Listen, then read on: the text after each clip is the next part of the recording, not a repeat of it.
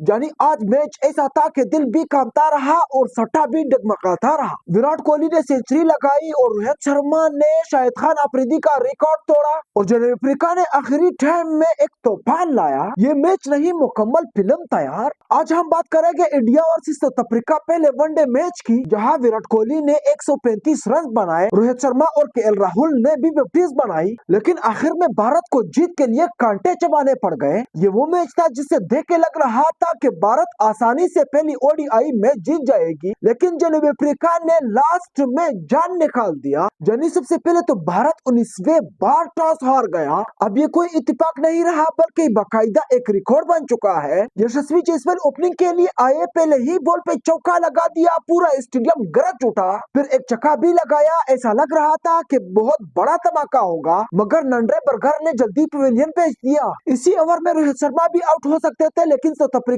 वालों ने बहुत इजी कैच गिरा दिया रोहित शर्मा का। और जानी साउथ अफ्रीका के लिए यही वो लम्हा था जो मैच हाथ से निकल गया। इसके बाद रोहित शर्मा ने छक्कों की बारिश कर दी और विराट कोहली ने क्लासिकल शॉट्स मारने का आगाज कर दिया और भारतीय टीम ने पावर प्ले में 80 रन ठोक दिए। रोहित शर्मा ने इसी दौरान सबसे ज्यादा छक्कों का आलमी रिकॉर्ड अपने नाम कर दिया और तोड़ दिया। 20 ओवर्स में भारतीय टीम का स्कोर 153 रन था और एक खिलाड़ी आउट था।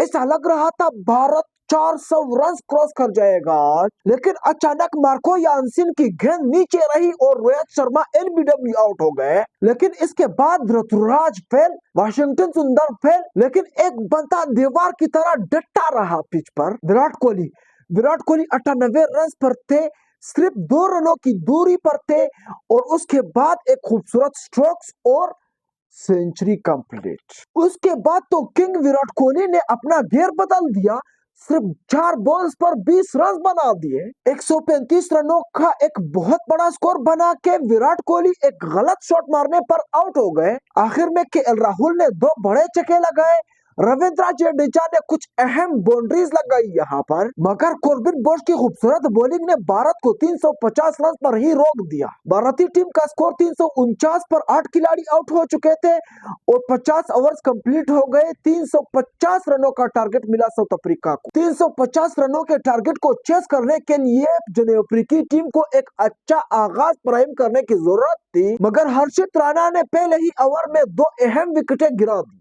Riyan Rickelton, Quinton de Kock दोनों को पवेलियन भेज दिया। उसके बाद अर्शदीप सिंह आए, उन्होंने कप्तान एडम मार्करम को भी भेज दिया पवेलियन। साउथ अफ्रीका का स्कोर 11 पर 3 खिलाड़ी पवेलियन लौट चुके थे। उस वक्त पूरा स्टेडियम पागल हो चुका था जोश खरोश से। लेकिन जानी मैच यहाँ खत्म नहीं हुआ।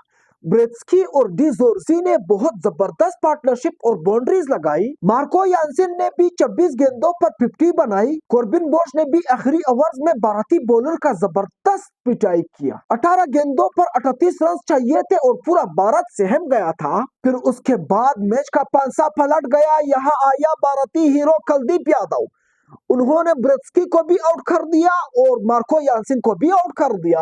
आखिरी ओवर तक बोश ने जनूबी अफ्रीकी फैंस की उम्मीद जिंदा रखी, लेकिन आखिरी ओवर में उसका भी हिम्मत जवाब दे गया।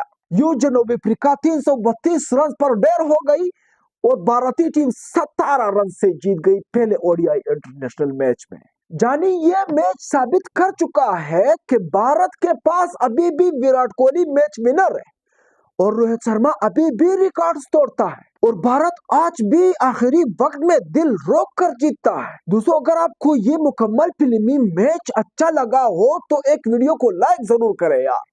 कमेंट भी जरूर करना कि आपको किसका बैटिंग, रोहित शर्मा या विराट कोहली या फिर केएल राहुल, इनमें से आपको किसका बैटिंग अच्छा लगा, कमेंट में आपने जरूर बताना है। या फिर कुलदीप यादव ने जो मार्को यानसिन और ब्रेत्सकी को आउट कर दिया, वो आपको अच्छा लगा, कमेंट में आपने जरूर बताना है। और वीडियो को अपने दोस्तों के साथ लाजमी शेयर कर देना है, क्योंकि नेक्स्ट वीडियो भी ऐसी ही आने वाली है।